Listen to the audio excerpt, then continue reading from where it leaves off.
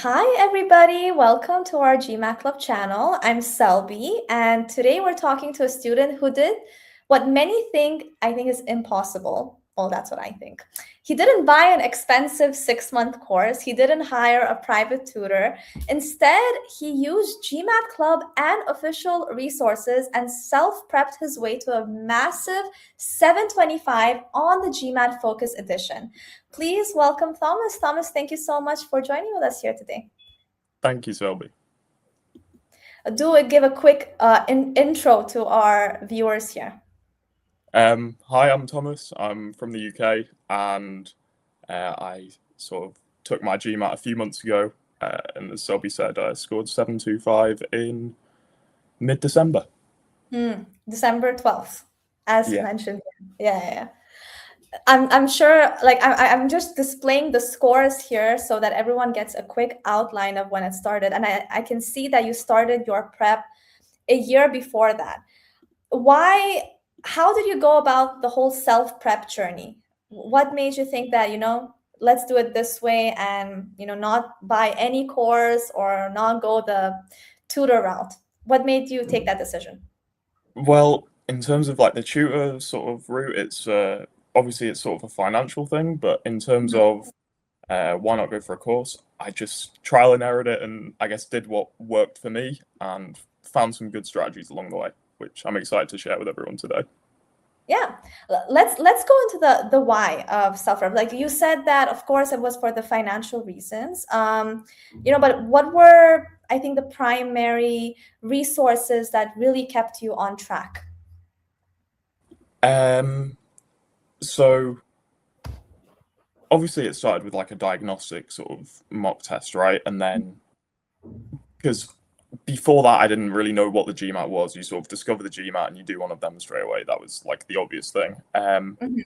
And then in terms of sort of staying on track, I guess a lot of the GMAT club stuff is really useful because of how it's all signposted, right? You can search within the GMAT club for things, you can speak to people and they give you things, and then you go off from them, right? So I suppose it was them, and then later on, the last sort of 2 months of prep was all the official sort of question bank. But you sort of I planned my strategy a bit before, and then kind of adapted it as we went on. So, or as I went I on. mean, I saw the diagnostic score, and as I just shared in the score layout, you scored a 645 in your first diagnostic. That's quite a good score to get, for a first mock. So, did you prepare anything beforehand, like, or this was like just your It, first it, try? it was the same night I found what the GMAT was, and sort of took one at like 8 p.m. type of thing, and I didn't expect much from it. Looking back, because yeah, that 645 was really nice. Looking back, so I sort of put it into ChatGPT, right, and I was like, oh, that's a good score. But ChatGPT hadn't updated from the old GMAT, right? Yeah. So I thought, okay, that's a good score, but I was still really happy. And then sort of over the coming weeks, I'm like, oh, it's a focus score, it's different, right? Mm. So yeah, one thing I really remember with getting that score is sort of searching like forums and things, and yeah, I agree there weren't many like that, and sort of knowing where I'm going to go from there was uh, difficult because there wasn't much on it, right? But yeah, so I guess that's part of why I'm doing this video. Like, if you have a score like that, then if you go in the right direction, you can do that. But also, I wouldn't put too much on it because, as you saw from the sort of marks beforehand, I got a 615 like 6 months after that. I look back on that 645 and I think, oh, there are a lot of questions there where I wonder whether that was a guess or not. And like, obviously, you get some variance. And that was definitely near the higher end of like my sort of the variance at the time. Did you have any strengths prior to this? Like, did you have great analytical skills, or your math was quite solid, or verbal was quite solid, that made you get that score to begin with, in your first diagnostic? So I hope to be able to talk about this more later, but I, I would say my main sort of strength and the main thing that for obviously the quant and also the DI was factors, so numbers, sort of all of their factors. When I was younger, I just had some like little special interest in factors, and I learned all the numbers up to about 100, 200. how many factors, what the factors were, and it's really useful for sort of the like mental gymnastics of the GMAT, right? So Yeah. you can spot patterns quite easily. And I don't know if there are any other UK viewers, but the show Countdown, where the numbers game, that's also very useful and very similar. So Interesting. sort of having a background in that, but that was my only sort of useful background, right? Mm. So yeah. That helped, I think, a lot with your quant and your DI. And what about verbal? So like when after you took that first diagnostic, what was the first thing you did? Like I'm sure you went to the GMAT Club forums, but how did you organize your prep strategy? So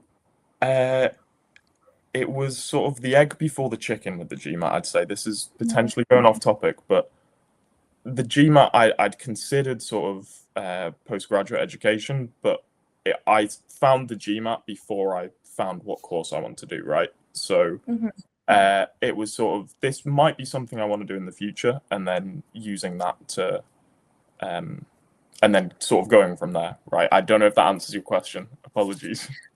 No, no problem. I think I was more keen to know, like, like sometimes you sort of need like an organized way of studying. Like, okay, I'm doing this from scratch. A lot of things I'm not clear about. Let's maybe find a study plan or something that kind of keeps me on track because you did not take a course, right? So how was your like, did you follow anything from the forum or from our YouTube videos that made you like, okay, this is what I'm gonna do like on a daily basis?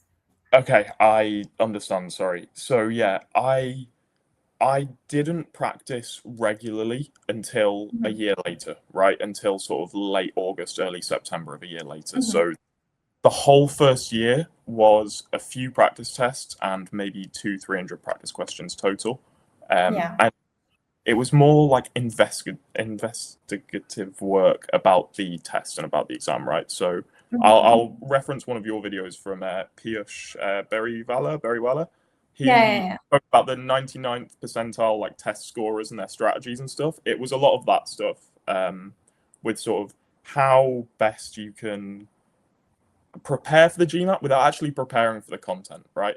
And then Interesting. the content heavy stuff came later. Interesting. So videos in a way did help you like get an understanding of how to go about it. And then looking at this, I did see like on 2024 you took your first diagnostic, and then in April is when you took your mock one. So before this, it wasn't really a strategic. It wasn't really a like organized prep, but you you still tried a few questions here and there. You know you kept dabbling in the GMAT. So let's talk about this Mach 1 when you got your 615. What happened there? What Um, happened before and what happened after? Okay, so I don't know if you're aware of Weatherspoons. It's a sort of UK sort of pub restaurant chain. I was sat in there with some noise cancelling headphones on that ran out of noise cancelling and charge by sort of the last hour. I'd done work in the day previously. Like I said, the GMAT wasn't my priority at that point, right? I wasn't certain I was going to apply to graduate school. I wasn't certain what I was going to do still, right? So it was kind of, oh, I haven't done this for a few months. Let's see if I can still do this, and let's see if that 645 isn't a fluke. So it's always sort of in the back of my mind. It was something that I wanted to continue. And I remember doing the DI first and that going really well. And then I don't remember. I think it might have been verbal then quant. I did a really weird section order, but I remember the start of quant. I had to pause the exam and sort of walk outside for like 10, 15 minutes, and I just couldn't get my mind to work, right? Mhm. And yeah, it sort of popped up, but I do remember missing a question at the end of verbal, which is obviously a big no-no that I didn't realize at the time, right? So I I see. would say that's lower than it should be, but then also the first one's higher than it should be, right? So you've just Mhm. kind of got the variance, and you've got to go with them. Mm. And then, yeah, you did take a few. So again, I can see there were gaps after your mock one. So it was not like a very concentrated, prep. You took your time, along the way. And I did have a question. So I mean, you didn't take any course, right? But whenever you had difficulty with a question, you would solve it, and like normally people tend to go for tutors whenever they need like good explanations. So How did you work with that? Like when you needed some help, what guided you, along the way so that you understand everything clearly? Okay, so as I sort of mentioned watching videos previously, that wasn't sort of content videos. They're all sort of the strategy stuff, right? So Mhm. I would say I would just work at a question for a little while. So it might take 10, 15 minutes, but eventually I'd be able to figure out a way to do it and then sort of optimize those ways from there, right? Because most questions are similar.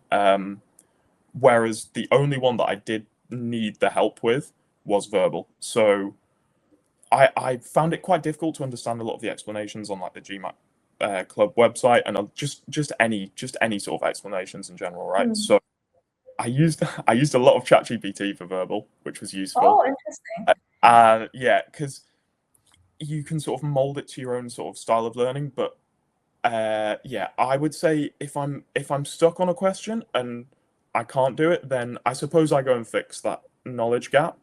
But generally, I'd try and find a different way to do that question, right? Interesting.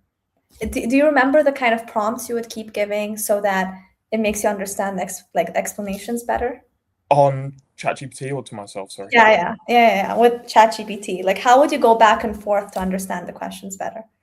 So, I unfortunately that is one of the things I pay for. That's £20 a month, right? And if you sort of dump thousands of words of knowledge into it about yourself and the way that you learn things and the way that you pick things up, I think it eventually comes back to and keep sort of doing an iterative process with it of like, I don't understand that, I do understand that. Then you can sort of mold it to the way that you learn and the way that it works for you. Which part of verbal was more of a struggle for you? Critical reasoning or reading comp? Um, just as soon as you said verbal and struggle, I just want to say any bold-faced questions, I still couldn't do them going into tests. It, Really? yeah, it Why just, so? I, I think they're just so linear and they're all sort of different. I just couldn't do it. But verbal is a whole section. Um, I think the reading comprehension I improved more at. The sentence correction I wasn't too bad at the start. By the end, I was about similar, maybe even better at reading comp. But I think it was just a case of doing so doing so many. I think I did like 300-400 verbals by the end, which I know isn't that much, but when sort of in detail, um, Hmm. then I think it was kind of one of them where it didn't feel like it clicked overnight, but it also kind of did at the same point, right? Like if you do enough of them, then yeah. Makes sense. So, but in a way, AI did kind of help you understand verbal in a better manner, but not to the extent that you still think that you mastered it. Even coming to your final attempt, do you think that you somehow still mastered verbal or I no? know that's one of the things I wanted to say.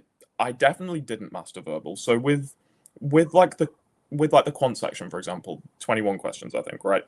I would leave the exam and think I knew 20, I knew 21 of them. I like 99% certainty on all of them, right? Verbal, I was never more than 80, 90% sure on like any one given question. Like it was I guess it's because it's abstract, it's words. It didn't sort of fit into a nice pot nicely. Yeah, it was a lot more abstract and Mhm. going through and thinking, yeah, I think that's right. I see. And quant and DI were still like more in your strength, so you were still more comfortable with the two sections. And may I ask, when you were taking both your tests, both attempts, what was your section order? Did you play around with that, or was it same? I did actually. So because I was most confident on I thought, okay, I put for test one, I put DI first, I put quant second, verbal third, right? Verbal's always going third. It was yeah. Um, and the sort of DI section, I didn't feel like I warmed up, obviously, right? So that's sort of one reason why it wasn't so good there, I guess. So then I realized actually there's a lot more variance in DI. Quant, if I have a like, if you look at from November 1st, right, the last sort of six, if I have a Yeah. bad, sorry, if I have a bad quant, maybe it's 87, maybe even worse, it's 85, right? Whereas DI, I knew clearly now I can range from low 80s all the way up to 90s. So I thought, let's put DI second because that's probably optimal for me. And yeah. This is at your second attempt when you decided not to take DI as your first section. Yeah. Interesting. Yeah, because I was wondering from your mock 3, your DI was 90 and then it just plummeted down to 81. So now I understand it wasn't because you had any problems with DI, it was just because you didn't warm up enough, correct? Yeah, I would also say if we can jump to DI real quick, Yeah. apologies for moving around, but I would also say with DI I can't remember what they're called, but the longer like reasoning questions, something reasoning, Multi-source reasoning? maybe yeah, where it's like across 2 or 3 different questions, right? Tabs. Yeah. And it's almost a reading comprehension, but with a few numbers. Mm-hmm. I I was kind of okay with them in like the practice that I did, although I did minimal practice with DI. But then in the exam there was this one long question, like 4 parts long, and I was like, I don't know any of these answers, and that really tanked my score. Like I think I got all 4 of them wrong, and then maybe like 2 or 3 others total. Which, if those 4 say I got right, the score probably would have been 86, 87 DI, which obviously would have been fine for that score then. But yeah, I would also just like to say on DI as well. One of the things I noticed, because if you look at my sort of sectional scores, that was my highest percentile sort of in my studying and build up. So I kind of parked that. I kind of ignored it. I would say for anyone that has a strength in DI is the one where you can gain a lot, right? For like the higher scorers in quant, a lot of people are scoring 87 to 90. Yeah. Or like relatively, right? In verbal, there are quite a few high scorers, and like I said, it's abstract, so it is what it is. It is, yeah. Whereas I would say with DI, there's such a variance because you get the same score increase for 81 to 82 in DI as you do 88 to 89 in quant, right? So like, I feel like you can make a lot of progress on DI. So if I was doing the GMAT prep again, I would do more revision on DI, even though I was stronger at it to start, right? Oh, okay. Interesting. Yeah. Interesting. Okay. That's actually some solid advice. Okay. Let's I still kind of want to go back to your daily routine because I mean as much as you've told me so far, it's been like, yeah, you figured out the strategy, you tried the GMAT club questions, but it really, like, when you genuinely started studying, right? And like you were starting to put your all into it, what was your daily routine like? How would you organize all your study prep? So I'm still in school at the minute. I'm in my last year of undergrad. So obviously I had that to contend with as well. And the sort of by that, because we're talking from mid-September onwards now, right? Yeah. Mid-September to mid-December, that sort of 3-month period. So I knew I was going to apply for stuff there. So there were like other things going on as well. Yeah. So I would say it was between 15 and 20 questions. So I generally stick on one topic in a day. Okay. I would say I did this most days, maybe half the days. I did 15, 20. I think I did about 500 questions in this sort of time period. Okay. Excuse me, total, plus like the practice tests. But I would say it was, yeah, so maybe I do like 15 quant questions, right? And I go on the official thing and like mainly bias them towards hard and medium, right? Because a lot of the easy ones are not a waste of time, but like you sort of already you will cover most of that. Although there are a few that, of course, you need to know the content for. And then I would get sort of 16 out of 18 on them, for example, right? And then the 2 that I got wrong and the ones that I marked low confidence, I'd sort of write them down. I had like a PowerPoint slide of like 6 Interesting. 6 or 7. It was like your error log that you maintained on your own? Yeah, I guess, because it was sort of the topics that I couldn't do, right? So whether it's like rates of change, for some reason, that's one of the content things that I just had to drill into myself. I couldn't use some like interesting way to get around it with numbers. It was like, okay, you need to know this formula for it. Whereas most of the others, I sort of ignored the formulas, but not in a I'm too good for formulas. In a these formulas are quite difficult. I'm much more comfortable doing it my own way, right? Interesting. Sort of numbers, yeah. Interesting. Okay. And what I've noticed is I think one good thing you did, whatever you're weak at or you're not solving well, you would note them down. And then after how long would you then go back to it and, master those weaknesses? Um, I I suppose from the point I started doing that about mid-October, I had like Mm, test day on the sort of horizon, right? So with like quant specifically, because I'd say I did that the most for quant, it was it was often a really sort of simple question that, or like not really simple, but something you can learn in 20, 30 minutes, right? Exactly how to do, but you'd forget it the next day maybe. So mhm. it was somewhat staying on top of that, but also writing them down. And then if I hadn't learned over the next month, sort of the day or two before my test, I'd be like, okay, how do I do X? How do I do Y? Right? So I suppose that's how I filled knowledge gaps. But a lot of the knowledge gaps I kind of let slide because I think feeling your way into the exam is an equally useful way, right? I will definitely miss, and obviously in my real attempts, I missed a question on both quants, right? I got 20 out of 21 on both. But using like yeah, obviously you're going to miss some, but I still think because it saves you time on the others as well from being able to do like questions slightly differently, spotting patterns. I think it's an overall win, and you get more out of it. That's Well, that's I did. interesting because a lot of students, what they would do, they would make sure they master all types of questions so that they're ready for anything. But in your case, it was slightly different. You decided to stick to your strengths rather than just your weaknesses. But in a way, then your weaknesses weren't that many either, right? Which made you decide make that decision in the first place. Yeah, for sure. And also, if you do three questions in 2 minutes, right? That means you have like what, 6 minutes for the next question. So Mhm. if you have 6 minutes on a weaker question that you might go the wrong way on twice if you're doing it in like a different method, well, now that's fine because you've bought yourself that time from the previous questions. So if you've yeah, like you said, if you've mastered the other stuff, then you get more time for that. Interesting. This decision really helped you with time management as well, right, throughout the test. And when did you figure out? Because there are a lot of like discussions even on GMAT Club with just regarding time management, like how many minutes you're supposed to keep for certain questions so that you do not run out of time. So did you go with those methods as well, or all of this was just something you kind of like felt and you went with it?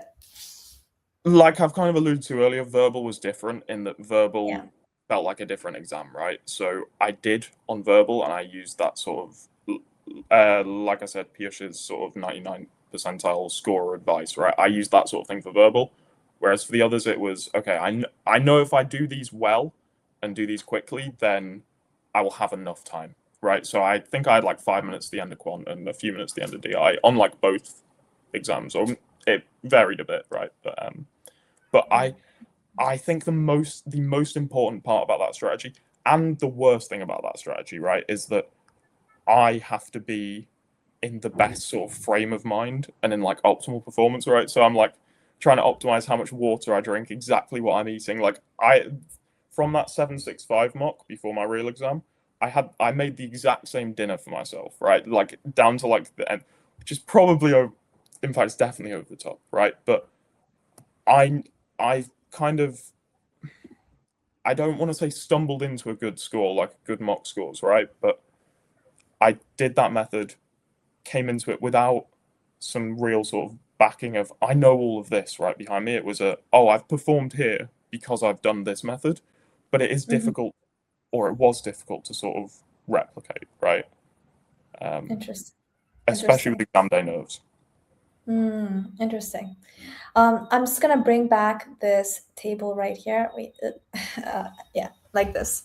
Oh, where is it? Oh, here you go. Okay.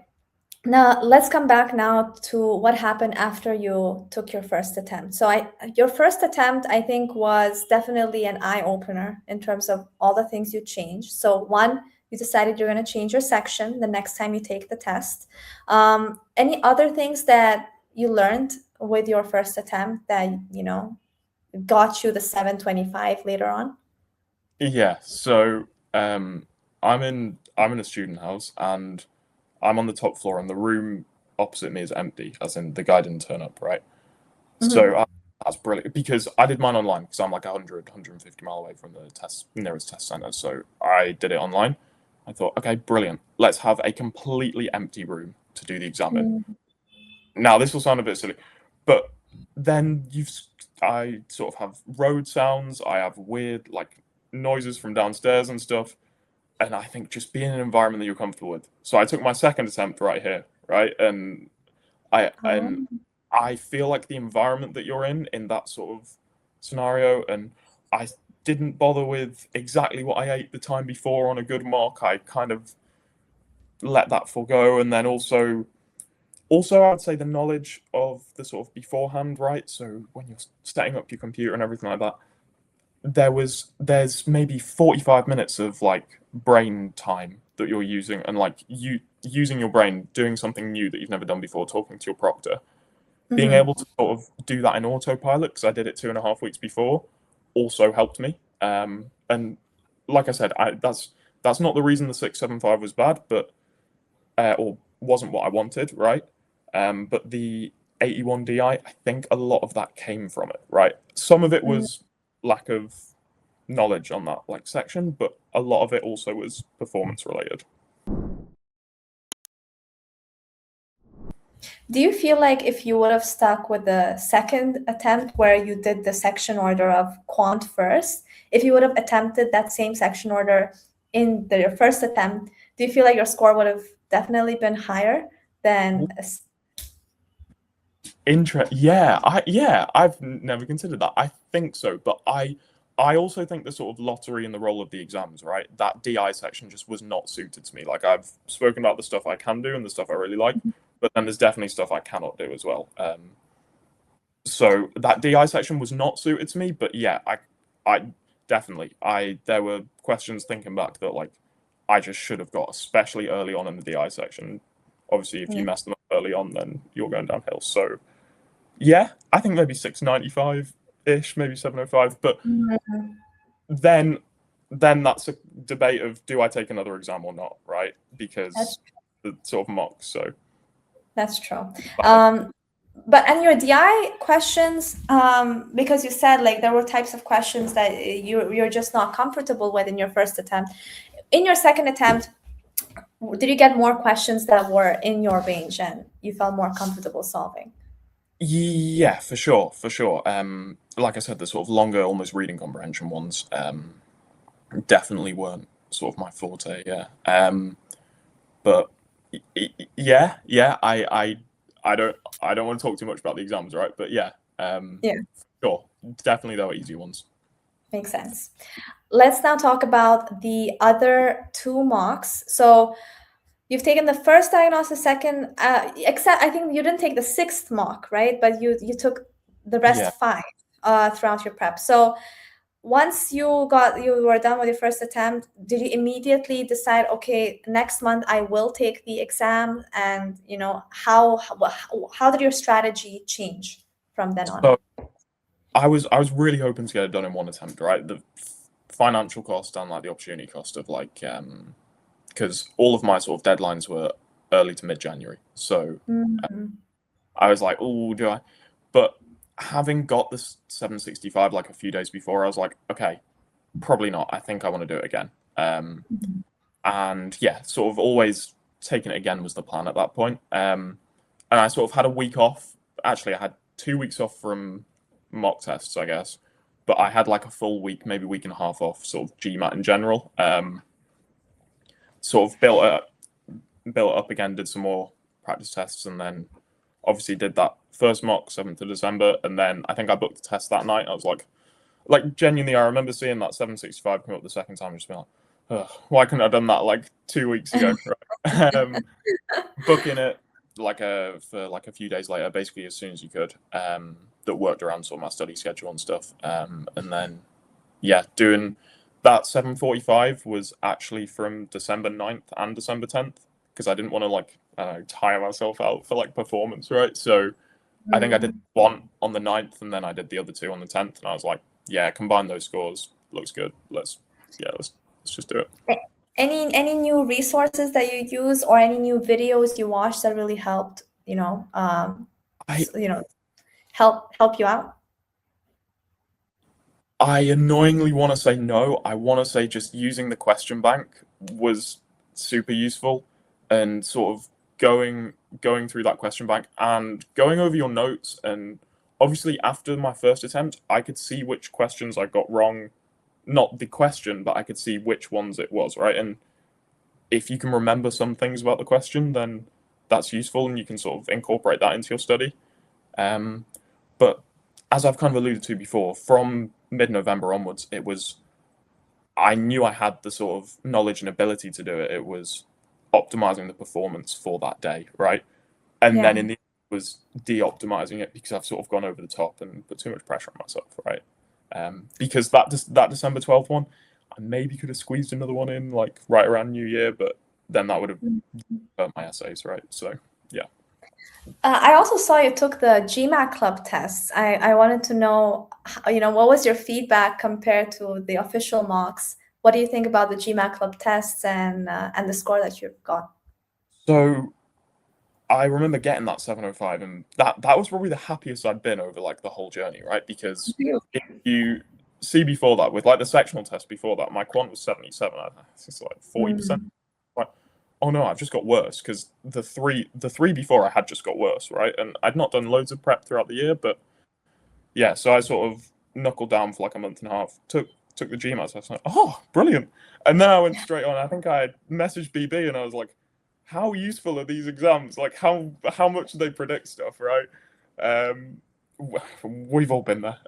Maybe not. Maybe, but yeah, I was like, how useful are these exams? I think it fits the pattern quite well, I guess. And yeah, I did a lot of my prep on GMAT, right? Especially for quant early on. So maybe I was suited to those questions, but yeah, for those wondering, it was the free sort of first test that you get. You get one free test, and then you can get more. So yeah. Yeah, I'm actually keen to know, have you ever participated in some of the GMAT club competitions, where you solve questions with teams and whatnot? Have you, since, it was a whole 1 year journey, did you get a chance to do that? I saw them, but I liked studying at random times, so it didn't really work for me. But hey, maybe I will in the future. Maybe once I get my decisions and I'm finished with the uni, I'll have a bit of time over the summer if you run another. No, for sure. I mean, this is just something I wanted to mention, especially for anyone who's watching who does want to, save, if they have any financial constraints and if they want to win things like courses or tests, like we do have these competitions where if you do win and you solve questions like correctly daily, you will like get a chance to win like the courses and whatnot. So for anyone who's watching, just FYI, like keep a note of it whenever you're on GMAT Club. Okay, another question I did have, which was, everyone takes mocks, right? But not all the time they analyze it correctly. So when you finished a practice test, what was your exact process for reviewing it? Like how much did you turn a mock score into the roadmap for the next week?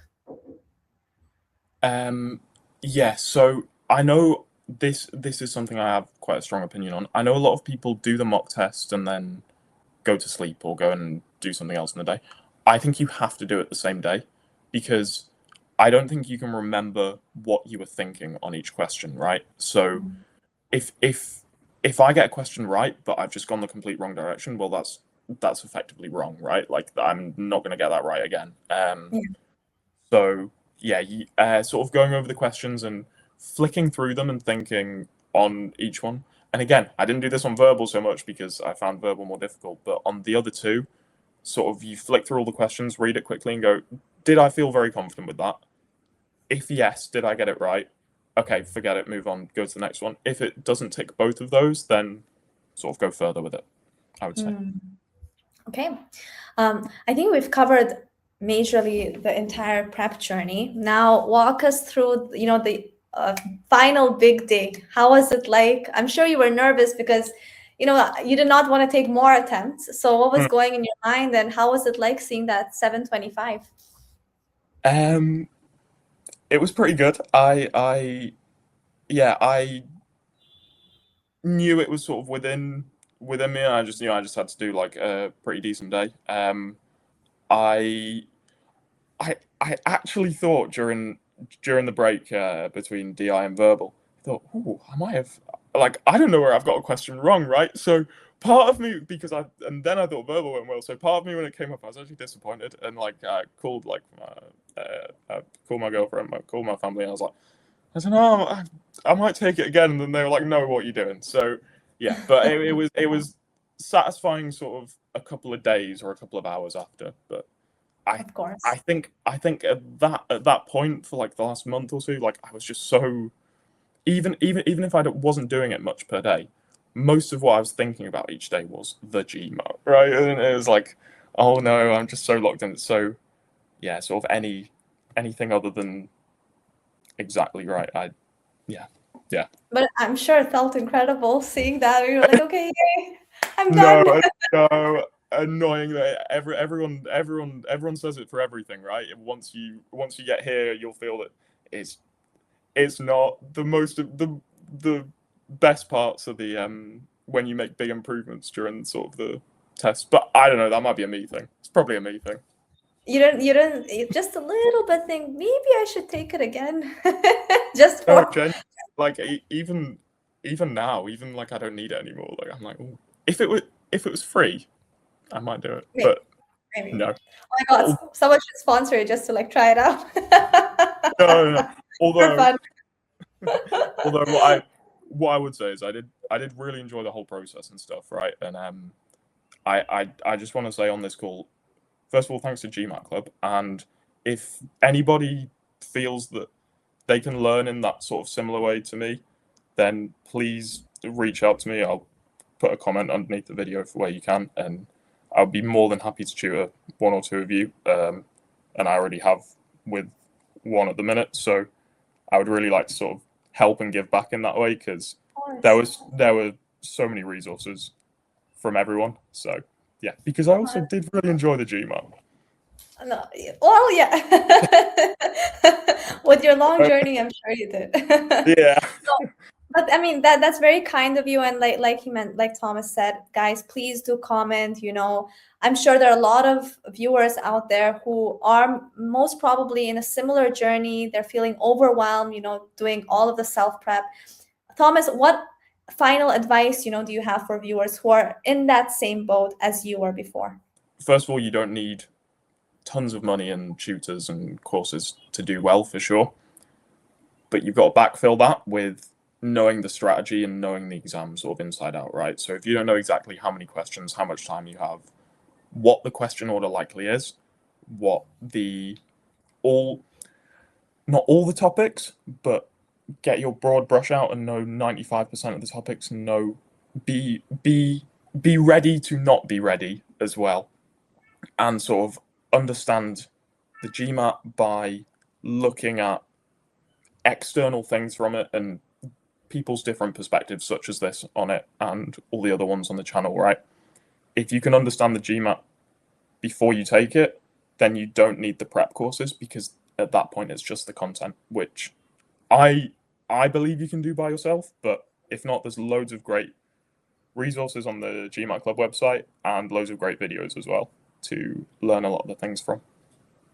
Yeah, and there are a lot of test takers like you who are like happy to help. Like I think that's Sure. how GMAT Club thrives, right? We have so many students out there who are just more than willing to help each other out. And I think we have like umpteen amount of resources on our forum that a lot of people still have not yet found out about. So, like definitely, Thomas, what you have done is incredible, and thank you so much for sharing your journey. I mean, I have not asked you yet, but like, what are your future plans now that you got that 725? If you don't mind sharing with us. I'm going to do a MIM next year, Oh, either nice. in London or the USA. So we'll wait and see. Nice. I hope that score helps you out. It definitely should. I hope so. 725. But no, thank you so much, Thomas, for your time. And like I said to everyone, if you have any questions, feel free to comment them down below. And please make sure to like this video so that it reaches everyone who is in the same boat that Thomas was in. Thank you so much, Thomas. Take care. Bye-bye. Thank you, Selby. Bye-bye.